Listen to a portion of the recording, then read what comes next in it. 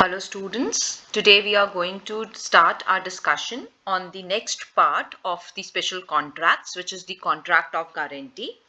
This has been defined under section 126 of the Indian Contract Act. It says that it is a contract to perform the promise or discharge the liability of a third person in case of his default. So basically you are giving a guarantee for somebody else that he or she will perform whatever has been written in the contract. If that person who is a party to the contract fails to do so, then I on his or her behalf will do it or will discharge the liability of that third person. So basically there are three parties involved in such contracts. One is the person who is giving the guarantee, who is known as the surety. Second is the person for whom the guarantee is being given, on behalf of whom it is being said that if this person defaults, I am taking the guarantee of performance. That person is known as the principal debtor, because ultimately initially this principal debtor has the responsibility of fulfilling the contract. And third and the last party is the creditor, to whom the guarantee is being given for the performance of the contract. Now this contract, the contract of guarantee, can be an oral contract or it can be a written contract. It can either be an express contract or it can be an implied contract. Now if we talk about the essential features of the contract of guarantee, then the very first feature says that it must meet all the essential elements of a valid contract, which have been given under section 10 of the Indian Contract Act. So all the essential elements that we have already studied earlier, which are a part of a valid contract, which must be present in order to make a contract valid, must also be present under the contract of guarantee. So say for example, if the guarantee is taken from a person under coercion or under undue influence, then that is not a valid guarantee, that is not a valid contract.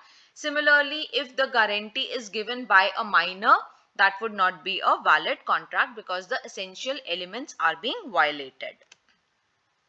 Second feature is about the consideration that is to be paid for guarantee. One of the essential elements is that the consideration is to be paid. Now, in case of the contract of guarantee, directly any consideration is not being given to the surety. So a contract is being entered into in between the surety and the creditor, wherein the surety is saying that if the principal debtor does not pay you back whatever, does not make you payment as required under the contract, then on behalf of that principal debtor, I will make the payment. So in this contract between surety and creditor, what is the consideration? The consideration is that the creditor is saying that I am supplying goods to the principal debtor, or I am doing my act for the principal debtor because you are giving a guarantee. So this promise of the creditor to give the goods to the principal debtor is the consideration for the surety. So surety is directly not getting any benefit, but because the surety is giving an assurance, because the surety is giving a guarantee, that is why only the creditor is giving a benefit, the creditor is giving certain goods to the principal debtor. So that is the consideration. Similarly, say for example, the creditor has already supplied the goods to the principal debtor and the payment was to be made. Now the principal debtor could not make the payment till that time the surety was nowhere in the picture, and the creditor wanted to sue the person ki usne goods le liye and has not made the payment, so I am filing a case law. Now herein another party comes in as a surety and says कि नहीं आप एक साल का time उसको दे दो और अगर एक साल के बाद भी वो पेमेंट नहीं करते हैं तो मैं गारंटी ले रही हूं कि मैं पेमेंट कर दूंगी. तो इस केस में ऑलरेडी ट्रांजैक्शन जो है वो क्रेडिटर और प्रिंसिपल डेटर के बीच में हो चुका था, वहां पर कहीं पर भी श्योरिटी का रोल नहीं था. जब पेमेंट नहीं हुई और केस लॉ फाइल होने वाला था against the debtor, then the surety came into picture and said that no, you give 1 year's time for the payment, and if still the payment is not done, I will make the payment good. तो इस case में अगर creditor मान जाते हैं तो consideration क्या हुई? कंसिडरेशन ये हुई कि the creditor is agreeing of not filing a case against the debtor because of the surety. तो surety के लिए वो promise जो है वो consideration हो गया. Then is capacity of parties. Now herein the parties who are entering into a contract have to be competent enough to enter into a contract, but one liberty has been given under the law, under the Indian Contract Act, wherein it says that the principal debtor may not be competent to contract. So there might be a possibility कि जो principal debtor है वो minor हो, वो incompetent to contract हो, लेकिन जो creditor हैं और जो surety हैं, they must be competent to contract. और अगर ऐसा कोई सिचुएशन आता है कि प्रिंसिपल डेटर जो हैं ही और she is not competent to contract, से ही इज अ माइनर और उनके साथ कॉन्ट्रैक्ट एंटर हो गया है, तो श्योरिटी जो है ही और she automatically becomes the principal debtor और वो उस तरह से उस कॉन्ट्रैक्ट को फुलफिल किया जा सकता है. The next point, the next essential feature is existence of a recoverable debt. So the contract of guarantee says कि कोई liability, कोई debt existence में होना चाहिए, उसी के लिए आप गारंटी दे सकते हो. अगर कोई डेट ऑलरेडी पे बैक हो चुका है, अगर कोई लाइबिलिटी ऑलरेडी पे बैक हो चुकी है, या कोई डेट और लाइबिलिटी ऐसी है जो इलीगल है या जो वॉइड है, ठीक है, उस केस में आप गारंटी नहीं दे सकते हो. For example, there is a case law of Swan versus Bank of Scotland, wherein the bank had a customer and the customer took the overdraft services avail करी और उन्होंने बैंक से overdraft लिया, यानी कि उनकी जितनी लिमिट थी अपने अकाउंट की उससे ज्यादा पैसा उन्होंने लिया. That is your overdraft system. So the customer of the bank took an overdraft from the Bank of Scotland, and the overdraft which was given, it was given on the guarantee of a third party. So say for example, if A has taken the overdraft from the bank, C has given the surety on A's behalf, C has given a guarantee on A's behalf, then only bank has given the overdraft. Now later on it came into notice that this overdraft which has been given is against the law. Law में इसके लिए provision नहीं था, फिर भी bank ने वो overdraft दिया. तो कोर्ट ने क्या कहा कि ये जो ओवरड्राफ्ट दिया गया है ये वॉइड है, और अगर ये वॉइड है तो ये अनइन्फोर्सेबल है. यहाँ पर कोई डेट जो है वो एग्जिस्ट ही नहीं करता. तो क्योंकि डेट ही एग्जिस्ट नहीं करता, कोई रिकवरी बनती ही नहीं है बैंक के बिहाफ पे, क्योंकि बैंक की गलती है. बैंक ने ओवरड्राफ्ट दिया क्यों, जबकि वो लीगली दिया ही नहीं जाना चाहिए था. तो श्योरिटी की जो लाइबिलिटी है, जो आपके गारंटर की जो लाइबिलिटी है, वो भी एग्जिस्ट नहीं करती. This was the judgment given in this particular case. Then is no misrepresentation or concealment of facts. So if we look at the contract of guarantee, we say that on the face of it, it is not a obrama fide contract, which means it is not a contract of utmost good faith. इसका क्या मतलब हुआ कि creditor की या principal debtor की as per law, as per written law, कोई as such obligation नहीं है कि उन्हें सारे मटेरियल फैक्ट्स बताने ही हैं, because this does not get covered under the contract of utmost good faith. But the law gives a benefit, the law gives a protection to the surety, to the guarantor under section 142 and section 143 of the act. section 142 क्या कहता है कि जब आप guarantee obtain कर रहे हो, तो जो क्रेडिटर है जब वो गारंटी ले रहा है किसी और से, श्योरिटी से जब गारंटी ले रहा है, then he or she must represent the facts clearly. अगर कोई मिसरिप्रेजेंटेशन करके वो गारंटी लेते हैं तो वो गारंटी इनवैलिड मानी जाएगी. This has been written in section 142 of the Indian contract act. Similarly, section 143 of the Indian Contract Act says that the creditor if obtains guarantee by being silent on some material facts, वो भी invalid माना जाएगा। तो कोई ऐसे material facts हैं जो कि क्रेडिटर को पता है और उन्हें ये भी मालूम है कि गारंटी लेने से पहले हमें ये बताने चाहिए, because it can impact whether the person wants to give guarantee और नॉट, और वो नहीं बताते हैं, तो this is known as the concealment of facts, facts को छुपाना। तो सेक्शन 143 कहता है आप ऐसा नहीं कर सकते हो, अगर ऐसा करोगे तो जो गारंटी है वो इनवैलिड हो जाएगी। Let's take an example, there is some material, some goods which are to be sold by A to B. A ने B को कुछ goods sell करने हैं, से 200 units of goods sell करने हैं A ने B को, और A ये कहता है कि मैं B को तब सेल करूंगा जब C की गारंटी मिल जाए। तो A हो गया हमारा क्रेडिटर, B हो गया हमारा प्रिंसिपल डेटर और C हो गया हमारा श्योरिटी। तो ये तीन पार्टीज हैं इस कॉन्ट्रैक्ट में। अब ए ने बी को जब गुड्स सप्लाई करने हैं, सी से गारंटी ले ली कि 200 यूनिट तक जो है मैं बी को सप्लाई कर सकता हूं, और उन 200 यूनिट्स के पेमेंट की गारंटी जो है वो सी ले रहा है।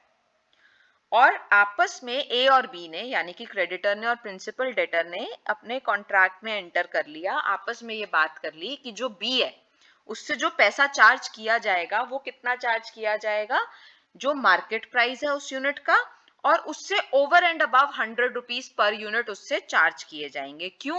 क्योंकि बी का पहले से भी कोई लोन था, बी ने पहले भी ए से कोई लोन ले रखा था जो उसने वापस नहीं किया था। तो ए ने बी से कहा कि अब मैं तुम्हें ये गुड्स दे रहा हूं, इसकी गारंटी तो सी ने दे ही दी है पेमेंट की, तो ऐसा करते हैं कि तुम इसकी पेमेंट के टर्म्स में ये लिख दो कि मैं मार्केट प्राइस से 100 रुपए प्लस दूंगा हर यूनिट के लिए, तो उसमें मेरा वो पुराना वाला जो तुमने लोन लिया था वो भी कवर हो जाएगा। इस बारे में ए और बी ने सी को, जो कि गारंटर है, जो कि श्योरिटी है, उन्हें कुछ भी नहीं बताया। तो ये क्या हुआ? ये कंसीलमेंट ऑफ फैक्ट्स हुआ। तो क्योंकि यहाँ पे कंसीलमेंट ऑफ फैक्ट्स हैं, तो जो लायबिलिटी है श्योरिटी की वो स्टैंड नहीं करती है, क्योंकि उससे फैक्ट्स छुपाए गए और उसकी गारंटी ली गई है। सो मिसरिप्रेजेंटेशन और कंसीलमेंट ऑफ फैक्ट्स के बेसिस पे अगर आप गारंटी लेते हो किसी से, तो वो वैलिड नहीं मानी जाएगी। Then conditional or the secondary liability of the surety, it says that the liability of surety arises only when the principal debtor defaults. It arises only and only when the principal debtor is not able to pay against the contract. तो जो surety की liability है, जो guarantor की liability है, वो conditional है, वो dependent है। किस चीज पर डिपेंडेंट है? कि प्रिंसिपल डेटर अपना पेमेंट टाइम से करते हैं या नहीं करते हैं। Then the last important feature is that the guarantee can be given only at request. So it is very important that the principal debtor should ask the surety कि आप गारंटी दो, तभी गारंटी दी जा रही है। अपने आप से कोई आकर मेरे बिहाफ पे गारंटी दे रहा है, it is not valid. If I am the principal debtor, I must have asked someone कि आप मेरे लिए गारंटी दे दो, आप मेरे बिहाफ पे गारंटी दे दो, तभी वो गारंटी वैलिड गारंटी मानी जाएगी। So guarantee can only be at the request. The next point that we are going to discuss in this particular video is the difference between contract of indemnity, which we have already done in the last class, and the contract of guarantee. So the very first difference on the basis of meaning is that in contract of indemnity, you are trying to protect a person from a loss which may occur to that person due to the conduct of some other party or due to some event or due to some accident, उसका कुछ loss होगा, तो आप ये कह रहे हो that we will make that loss good. That is the contract of indemnity. That is why we said the insurance contracts come under this. Contract of guarantee में आप क्या कह रहे हो? That you are promising that I, as a guarantor, as a surety, will discharge this person's liability, जिसकी मैं guarantee ले रही हूँ, I will discharge his or her liability in case of default. तो पार्टीज कौन सी हुई कॉन्ट्रैक्ट में? Indemnity contract में कौन हुई? दो पार्टीज हुई सिर्फ, इंडेमनिफायर और इंडेमनिफाइड, दो ही पार्टीज हैं, और उनका मेन ऑब्जेक्टिव क्या है कि जो इंडेमनिफाइड है उसको लॉस से प्रोटेक्ट करना है। ये ऑब्जेक्टिव है कॉन्ट्रैक्ट ऑफ इंडेमनिटी का इन दोनों पार्टीज का। जब हम कॉन्ट्रैक्ट ऑफ गारंटी की बात कर रहे हैं, हमने ऑलरेडी डिस्कस किया, 3 पार्टीज इन्वॉल्व हैं। प्रिंसिपल डेटर जिसके लिए गारंटी दी जा रही है, क्रेडिटर जिसको गारंटी दी जा रही है, श्योरिटी जो गारंटी दे रहा है। और वहां पर ऑब्जेक्टिव क्या है? ऑब्जेक्टिव ये है कि जो भी लाइबिलिटी है प्रिंसिपल डेटर की वो फुलफिल हो जाए, वो पे आउट हो जाए। अगर प्रिंसिपल डेटर खुद से पे कर देते हैं बहुत अच्छी बात है। अगर प्रिंसिपल डेटर किसी वजह से डिफॉल्ट करते हैं, नहीं पे कर पाते हैं, तो उनकी जगह श्योरिटी जो है would step into the picture and would discharge the liability. Now, if we talk about the number of contracts, then in contract of indemnity, only one contract is being entered into between the indemnifier and the indemnified, whereas in contract of guarantee, 3 different contracts are being entered into.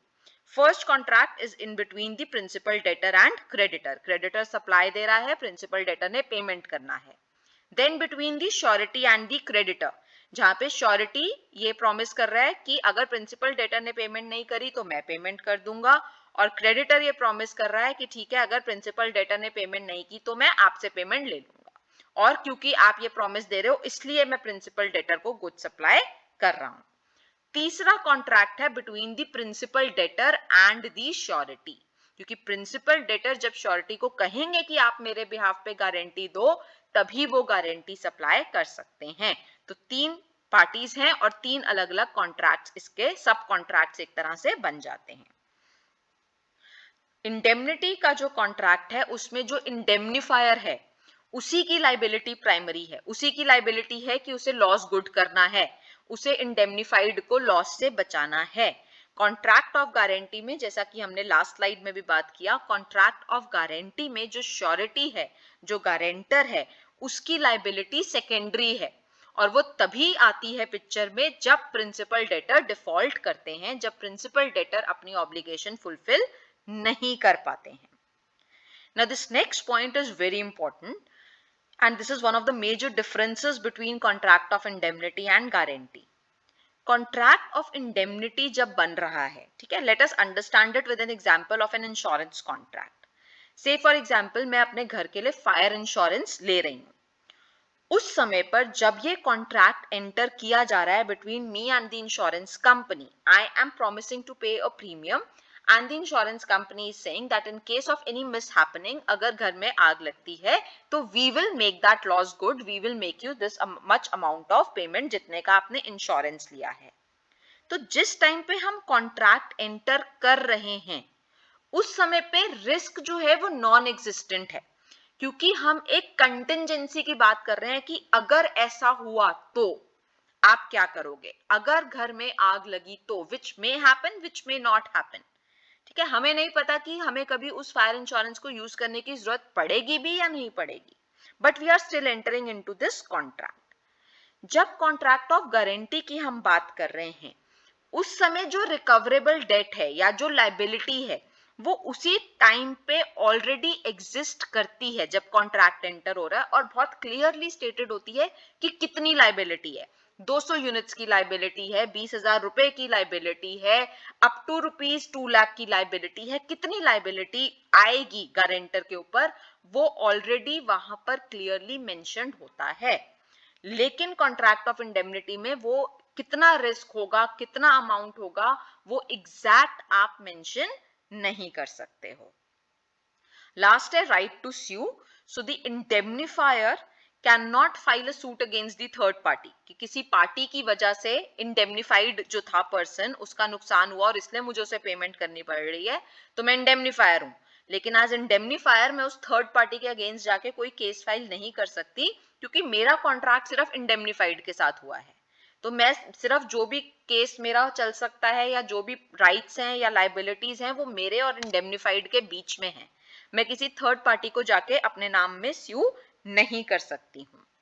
जब हम contract of guarantee की बात करते हैं तो जो आपका surety है, जो यहाँ पे एश्योरेंस दे रहे हैं, जो गारंटर हैं, उन्होंने जैसे ही डेटर की लाइबिलिटीज डिस्चार्ज करी तो अब वो क्रेडिटर बन गए और वो एक्शन ले सकते हैं अगेंस्ट द प्रिंसिपल डेटर। सो से for example I am a guarantor, I am a surety, ठीक है, और मैंने श्योरिटी दी है कि बी जो है वो सी को टाइम से पेमेंट कर देंगे क्योंकि सी ने गुड सप्लाई किए हैं, ठीक। तो सी क्रेडिटर है, बी जो है वो प्रिंसिपल डेटर है, मैं श्योरिटी हूं। सी ने बी को गुड सप्लाई कर दी है, बी ने सी को पेमेंट नहीं दी, तो क्योंकि मेरी नेक्स्ट लाइबिलिटी है, सेकेंडरी लाइबिलिटी मेरी है, तो मुझे पेमेंट करनी पड़ेगी सी को, मैंने पेमेंट कर दी, तो वहां पे वो वाले कॉन्ट्रैक्ट की लाइबिलिटी तो डिस्चार्ज हो गई। Now what is my right as a surety, कि मैं अब क्रेडिटर बन गई और अब मैं प्रिंसिपल डेटर जो कि बी हैं जिन्होंने पेमेंट नहीं की उन्हें स्यू कर सकती हूँ, उनके अगेंस्ट प्रोसीड कर सकती हूँ कि मैंने इनके बिहाफ पे पेमेंट दी है, now I want to recover my payment from him under the contract of guarantee.